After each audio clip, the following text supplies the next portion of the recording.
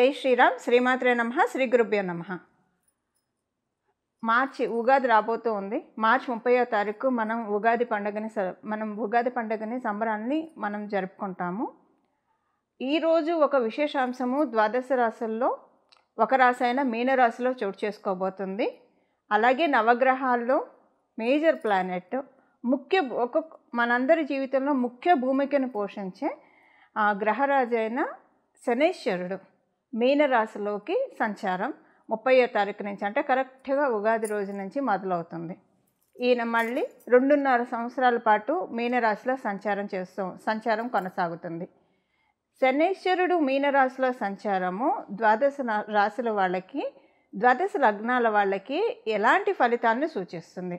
ముఖ్యంగా ఇప్పుడు మనం తెలుసుకోవాల్సిన అంశం ఏంటంటే, ఇన్నాళ్ళు ఏలినాడు శని అనుభవిస్తున్న రాశిలో ఒక రాశి అయిన మకర రాశి వాళ్ళకి ఏలినాడు శని అయిపోతుంది. ఈ ఉగాది నుంచి ఏలినాడు శని అయిపోతుంది. అలాగే అష్టమ శని అనుభవిస్తున్న కర్కాటక రాశి వాళ్ళకి అష్టమ శని అయిపోతుంది. అర్ధాష్టమ శనిని అనుభవిస్తున్న వృశ్చిక రాశి వాళ్ళకి అర్ధాష్టమ శని అయిపోతుంది. చూడండి, ఈసారి ఎంత విశేషాంశం వచ్చిందంటే, మామూలుగానే శనైశ్వరుడు ఒక్కొక్క రాశిలో మారినప్పుడు మనం చాలా ప్రత్యేకంగా చూస్తాము. అందున ఈసారి ఉగాది రోజునే చోటు చేసుకుంది. అంటే ఉగాది రోజు మకర రాశి వాళ్ళు ఏలినాడు శని నుంచి విముక్తి పొందుతున్నారు. కర్కాటక రాశి వాళ్ళు అష్టమ శని నుంచి విముక్తి పొందుతున్నారు. వృశ్చిక రాశి వాళ్ళు అర్ధాష్టమ శని నుంచి విముక్తి పొందుతున్నారు. ఇవే లగ్నాలైనా కూడా మీరు విముక్తి పొందుతున్నట్లే. రాశి మరియు లగ్నం ఈ 3 రాశుల్లో వస్తే కనుక మీరు కూడా విముక్తి పొందుతున్నట్లే. అయితే ఏలినాడు శని, అష్టమ శని, అర్ధాష్టమ శని డెఫినెట్గా ఏదో ఒక మంచి అయితే చేసే వెళ్తుంది. ఆయన ఎంత మనల్ని కొన్ని లైఫ్ లెసన్స్ ఇచ్చినా సరే మంచి చేసే వెళ్తాడు. ఖచ్చితంగా ఏదో ఒక మంచి కర్కాటక రాశి వాళ్ళకి ఇల్లు కొనుక్కోవడమో, పెళ్ళి కాకపోతే పెళ్ళి అవ్వడమో, ఇప్పుడు అంటే కర్కాటక మరియు వృశ్చిక రాశి వాళ్ళకి డెఫినెట్గా ఏదో ఒక ఈవెంట్ ఇంట్లో అయితే అవుతుందండి. అది ఇల్లు కొనుక్కోవడం కావచ్చు, లేకపోతే కనుక పిల్లలకి సంబంధించిన ఏమైనా శుభకార్యాలు కావచ్చు, పెళ్ళిళ్ళు కావచ్చు, ఉపనయనాలు కావచ్చు, ఏదైనా సరే ఒక శుభాంశం అయితే ఖచ్చితంగా ఆయన చేసే తీరుతాడు. ఇప్పుడు అది అయిపోయింది, ఆ పీరియడ్ ఈ రాశుల వాళ్ళకి అయిపోయింది. అలాగే కుంభరాశి వాళ్ళకి ఏలినాడు శని ఇంకా కొనసాగుతుంది, 3వ ఫేజ్లో ఉంటారు. మీనరాశి వాళ్ళకి 2వ ఫేజ్లో ఏలినాడు శని ఉంటుంది. మేషరాశి వాళ్ళకి ఈ సంవత్సరం ఉగాది నుంచి, అంటే కరెక్ట్గా మనకి ఈ ఉగాది నుంచి మేషరాశి వాళ్ళకి ఏలినాడు శని స్టార్ట్ అవుతుంది. అలాగే అష్టమ శని సింహరాశి వాళ్ళకి మొదలవుతుంది. ఇప్పుడు అర్ధాష్టమ శని ధనుర్రాశి వాళ్ళకి మొదలవుతుంది. ఇప్పుడు ఏలినాడు శనిలో ఈ ఉగాది నుంచి ఉండేవాళ్ళు ఎవరెవరంటే కుంభరాశి వాళ్ళు, మీనరాశి వాళ్ళు మరియు మేషరాశి వాళ్ళు. ఈ 3 రాశుల వాళ్ళకి ఏలినాడు శని జరుగుతుంది. అష్టమ శని సింహరాశి వాళ్ళకి జరుగుతుంది. అర్ధాష్టమ శని ధనుసు రాశిలో పుట్టిన వాళ్ళకి జరుగుతుంది. మీరు ఈ రాశుల్లో పుట్టినా లేదా ఈ లగ్నాల్లో పుట్టినా సరే ఏలినాడు శని, అష్టమ శని, అర్ధాష్టమ శని ఎఫెక్ట్ ఉంటుంది. అసలు శనైశ్వరుడు మీనరాశిలోకి రాక ద్వాదశ రాశుల వాళ్ళకి ఎలాంటి ఫలితాన్ని ఇస్తుంది, ద్వాదశ లగ్నాల వాళ్ళకి ఎలాంటి ఫలితాన్ని ఇస్తుందో ఇప్పుడు మనం చూద్దాం. ఇందులో మోస్ట్ బెనిఫిటెడ్ రాశి మనం మీనరాశిలోకి శనైశ్వరుడు అడుగు పెడుతున్నాడంటే 2.5 సంవత్సరాల పాటు ఇక్కడ ఉంటారు. 2.5 సంవత్సరాల పాటు మీనరాశిలో శనైశ్వరుడు సంచారము మోస్ట్ బెనిఫిటెడ్ రాశులు వచ్చేసేసి అందులో ఒకటి వృషభ రాశి. మీరు వృషభ లగ్నంలో పుట్టిన శనైశ్వరుడు ముందే మీకు పరిపూర్తి రాజయోగాన్ని ఇస్తాడు. అందులో ఆయన ఇప్పుడు లాభస్థానంలో సంచారం చేస్తున్నారు. అలాగే తులారాశి వాళ్ళకి షష్ఠ స్థానంలో సంచారం చేస్తూ ఉన్నారు. మీ వృషభ తులారాశుల వాళ్ళకి శనైశ్వరుడు రాజయోగాన్ని ఇస్తాడు. ఆయన ఇప్పుడు చాలా కంఫర్టబుల్ ప్లేస్లో ఉన్నారు. అంటే 3, 6, 11 ఉపచయ స్థానాల్లో ఎప్పుడైనా శనైశ్వరుడు కావచ్చు, రాహు భగవానుడు కావచ్చు, కేతువు కావచ్చు, ఇలాగ కొన్ని ప్లానెట్స్ చాలా బాగా వండర్ఫుల్గా వర్కింగ్ ఉంటుంది. అంటే మంచి రిజల్ట్స్ ఇస్తారు. విడివిడి స్థానాల్లో ఉంటే వీళ్ళు కొన్ని స్థానాల్లో అనుకూలం కాదు అని అనుకుంటాం కదా, కానీ ఉపచయ స్థానాల్లో చాలా మంచి అనుకూలం. అలాగే మకర రాశి వాళ్ళకి మీ రాష్ట్రాధిపతి ఆయనే అవుతూ ఉన్నాడు. మీకు మీ రాశి నుంచి ఉపచయ స్థానంలో అంటే 3వ స్థానంలో ఆయన సంచారము. మనం ఓవరాల్గా చూస్తే వృషభ రాశి వాళ్ళకి, తులారాశి వాళ్ళకి, మకర రాశి వాళ్ళకి ఇది చాలా మంచి ఫేస్. మీనరాశిలో శనైశ్వరుడు ఉండడం అనేది చాలా మంచిది. అంటే మిమ్మల్ని పరిగెత్తిస్తాడు, ఫలితాలను కూడా ఇస్తాడు. ఇన్నాళ్ళు మీరు పరిగెత్తినా, ఎగిరి దంచినా, ఎగరకుండా దంచినా పెద్ద ఉపయోగం లేకుండా ఉన్నది అలా కాకుండా మీరు మీ వర్క్ చేయండి, నేను ఫలితాన్ని ఇస్తాను. ఎప్పుడు ఫలితాలు మనం ఏం చేయకుండా ఫలితాలను మటుకు శనీశ్వరుడు కూడా అలా కొన్నిసార్లు ఆయన ఇస్తాడు. మన జన్మజాతకంలో కొన్ని కాంబినేషన్స్ ఉంటాయి. మనకి స్మార్ట్ వర్క్తో మనీ వచ్చేది ఉంటుంది. బట్ ఇప్పుడు మీకు ఏంటంటే కొంచెం ఈజీగా పనులన్నీ అవుతూ ఉంటాయి అన్నమాట. ఇదివరకు చాలా కాలం లాగైనవి ఇప్పుడు తొందరగా అయిపోతాయి.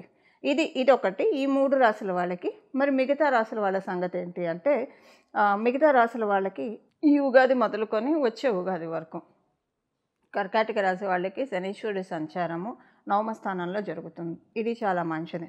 అంటే మనం చంద్రస్థానం నుంచి చంద్రస్థానం చూసుకుంటే ఆ రోజు చంద్రుడు నవమ స్థానంలో ఉంటాడు. మనకి ఉగాది రోజు కరెక్ట్గా చంద్రుడు నవమ స్థానంలో ఉంటున్నాడు. సో నవమ స్థానంలో చంద్రుడు ఉండగా ఏలినాటి శని జరుగుతూ ఉందంటే చాలా మంచిది. అది అంటే మనకి ఒకటి 1 to 9 యాక్సిస్లో పడింది కాబట్టి ఈ సంవత్సరము మీకు చాలా బాగుంటుంది. శనీశ్వరుడు చెడు రిజల్ట్స్ అయితే ఇవ్వడు. అలాగే వృశ్చిక రాశి వాళ్ళకి కూడా పంచమ స్థానంలో జరుగుతుంది. చంద్రభగవానుడు పంచమ స్థానంలో ఉండడం వల్ల ఈ ఇయర్ మీకు కూడా బాగుంటుంది. అంటే ఈ ఇయర్ వరకు నేను చెప్తున్నా, మొత్తం ఏలినాటి శని మొత్తం చెప్పట్లేదు.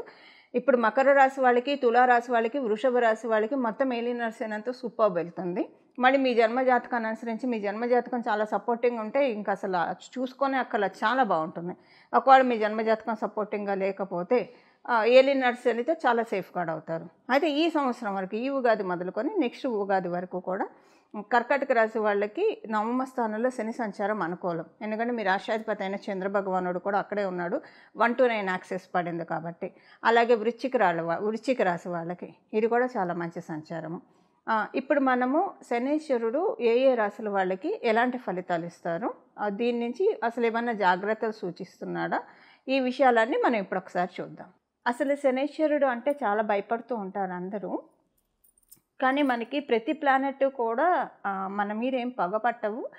అసలు వాళ్ళ తత్వం మనం తెలుసుకుంటే కనుక వాళ్ళలో ఉన్న బ్యూటిఫుల్ రిజల్ట్స్ని మనం తీసుకోవచ్చు. అంటే ఆ గ్రహ దేవతల్లో ఉన్న ఆశీస్సుల్ని మనం అందుకోవచ్చు. ఇందులో ఒక బ్యూటిఫుల్ క్వాలిటీ శనీశ్వరుడికి సంబంధించి ఇప్పుడు మనం తెలుసుకుందాము. ఏదన్నా గ్రహం మనకి ఏదన్నా ఇస్తే అది ఒక్కొక్కసారి మన జన్మజాతకము సపోర్ట్ చేస్తే కొంతకాలం వరకు ఉంటుంది. కొంతకాలం తర్వాత అది ఎక్స్పైర్ అయిపోతూ ఉంటుంది, లేదా కొంత కొనసాగవచ్చు.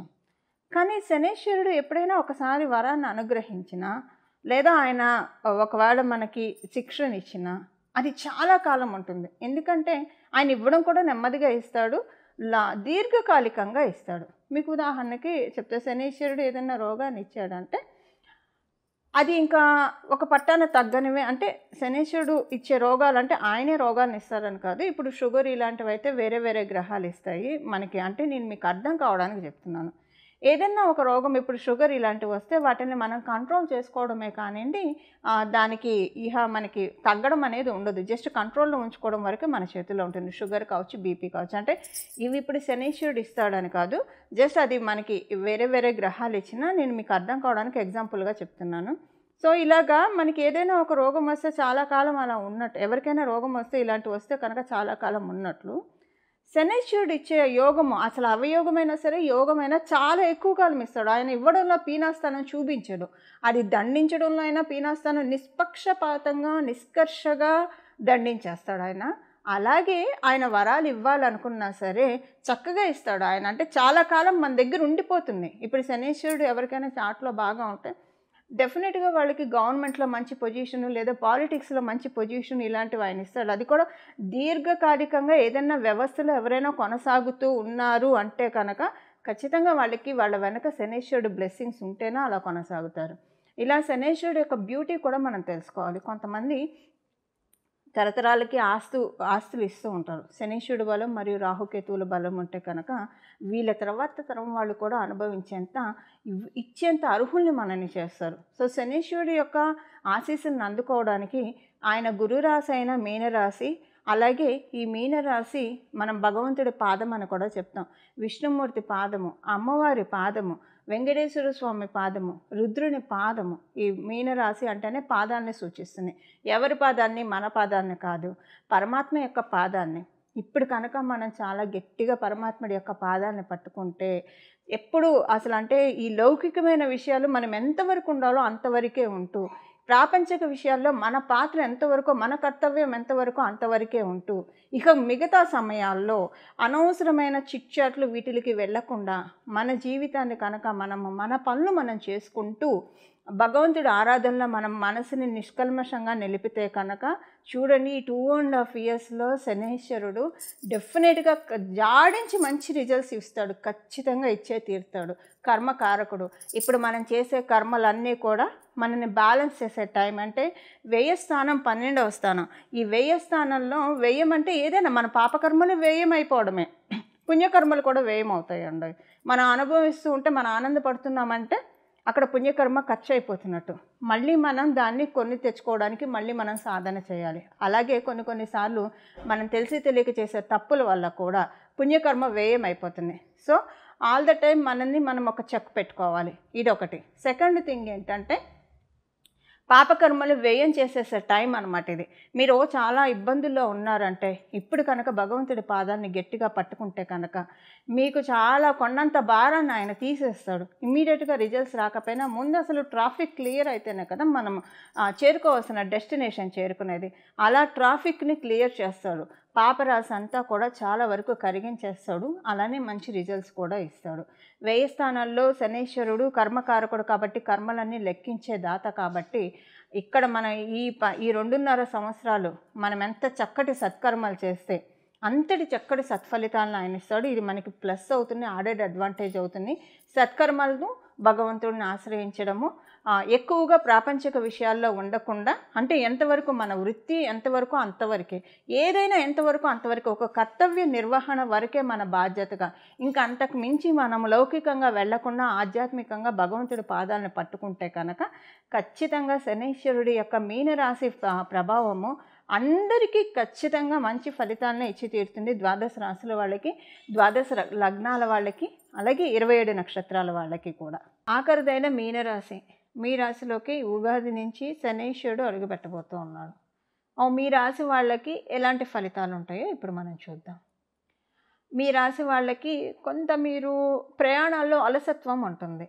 ప్రయాణాలు పోస్ట్పోన్ చేసుకుంటారు. ఇది మీరు కొంచెం కంట్రోల్ చేసుకోవాలి. పోస్ట్పోన్ చేసుకోకూడదు. వీలైనంత వరకు ప్రయాణం చేయాలి. అంటే పోస్ట్పోన్ చేయడం వల్ల చాలా మీరు మిస్ అయిపోతారు. ప్రయాణాలు పోస్ట్పోన్ చేయడం వల్ల పనులన్నీ మీరు అనుకున్నవి సకాలంలో అవ్వవు. అంటే ఇంపార్టెంట్ పనుల మీద, డే టు డే లైఫ్లో ఉండే ప్రయాణాలు కాదు నేను చెప్పేది. ఇంపార్టెంట్ పనుల మీద వెళ్తూ ఇప్పుడు ఇవాళ ఓపిక లేదు, ఇంకొక రోజు కలుద్దాంలే వాళ్ళని అలా అనుకోకుండా అవతల వాళ్ళు మనసు మార్చుకునే అవకాశం ఉంటుంది. ఇదొకటి మీరు జాగ్రత్తగా ఉండాలి. అండ్ సెకండ్ థింగ్ ఏంటంటే మీరు వ్యాపారస్తులు అయితే కొంత మీరు వ్యాపారం విషయంలో జాగ్రత్తగా ఉండాలి. వ్యాపారంలో కొన్ని చిక్కులు వచ్చే అవకాశం ఉంది. పాలిటిక్స్ ఎక్కువగా ప్లే అవుతాయి. సో మీరేంటంటే మీ వ్యాపారంలో మీరొక్కళ్ళే చేస్తూ ఉన్నా మీ కింద చేసే వాళ్ళ గురించి కొంచెం ఒక కన్ను వేసి ఉంచాలి. లేదా మీరు కనుక ఒక పార్ట్నర్షిప్ వ్యాపారం చేస్తూ ఉంటే మీ పార్ట్నర్ మీద కొంచెం వాళ్ళు ఎంత జెన్యూన్ అని ఇప్పుడు కొన్ని సిచ్యువేషన్స్ మీ ఇద్దరి మధ్య డిఫరెన్సెస్ని తెచ్చే అవకాశం ఉంది. డిఫరెన్సెస్ రాకుండా ముందుగానే మిమ్మల్ని మీరు సెక్యూర్ చేసుకోవాలి. ఇది వ్యాపారస్తులకు. ఒకవేళ వ్యాపారం లేకపోతే జీవిత భాగస్వామి, వివాహం అయితే కనుక జీవిత భాగస్వామితోటి కొంత మనస్పర్ధలు అవి ఉండే ఛాన్స్ ఉంది ఈ సమయంలో. ఇప్పుడు కొత్తగా వ్యాపారం మొదలు పెట్టాలనుకునే వాళ్ళకి మీ జన్మజాతకం మరీ బలంగా ఉంటే తప్పించి మొదలు పెట్టకపోవడమే మంచిది. అలాగే ఉద్యోగస్తులకి కూడా పూర్తిగా అనుకూలంగా లేదు. ఉద్యోగస్తులకి, వ్యాపారస్తులకి స్ట్రెస్ ఎక్కువగా ఉంటుంది, పాలిటిక్స్ ఎక్కువగా ఉంటాయి. ఇంకా కొంత వీళ్ళిద్దరిలో ఉద్యోగస్తులు వ్యాపారస్తులో ఎవరు సేఫర్ సైడ్ ఉన్నారంటే ఉద్యోగస్తులే కాస్త సేఫ్ సైడ్ ఉన్నారని చెప్పాలి. వ్యాపారస్తులు అయితే కొంత మీ వ్యాపారం విషయంలో జాగ్రత్తగా ఉండాలి. కొన్ని ఇబ్బందులు మీరు చూస్తారు లేకపోతే కనుక తర్వాత ఇది. అండ్ సెకండ్ విషయం ఏంటంటే ఆయన బాగా ఏంటంటే కొంచెము మీకు తెలియకుండానే ఒక లేజినెస్ వస్తుంది. అంతకుముందు మీరు సిన్సియర్గా డెడికేటెడ్గా చేసేవాళ్ళైనా, వర్క్ చేసేవాళ్ళైనా సరే మీకు తెలియకుండానే ఒక లేజినెస్ ఆయన ఇచ్చేస్తాడు. లేజినెస్కి మీరు లోన్ అవ్వకుండా కొంచెం పనులన్నీ కూడా పెండింగ్ వేయకుండా మీరు కొంత చురుగ్గా చేసుకోవడానికి ప్రయత్నించాలి. కీ పాయింట్ ఒకటి ఏంటంటే మీనరాశిలో పుట్టిన వాళ్ళకి లక్ష్మీ కటాక్షం చాలా బాగా ఉంది. మీ ఇంటి డోర్లో ఏదైనా చేంజెస్ మీరు చూస్తారు. అది మెయిన్ డోర్ కావచ్చు, లేదా విండోస్ కావచ్చు, ఏదైనా రిపేరింగ్ వర్క్ రావచ్చు.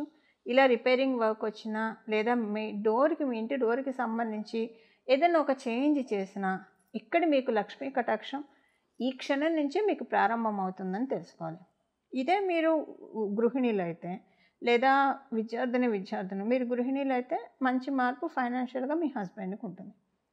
మీరు విద్యార్థినులు అయితే ఏదైనా ఇలాంటి చేంజెస్ చూస్తే ఈ మార్పు మీ ఇంట్లో ఎవరైతే సంపాదిస్తున్నారో మీ తల్లిదండ్రులకు కావచ్చు, ఎవరు అలా సంపాదించే వాళ్ళకి వెళ్తుంది. ఇవి ఏలినాడ్స్ అని మీనరాశి వాళ్ళకి ఇచ్చే ఫలితాలు. చూశారు కదండి, ఈ శనీశ్వరుడి సంచారము ద్వాదశ రాశుల వాళ్ళకి అలాగే ద్వాదశ లగ్నాల వాళ్ళకి ఎలాంటి ఫలితాన్ని ఇస్తుందో ఇప్పుడు చేసుకోవాల్సిన పరిహారం చూద్దాము.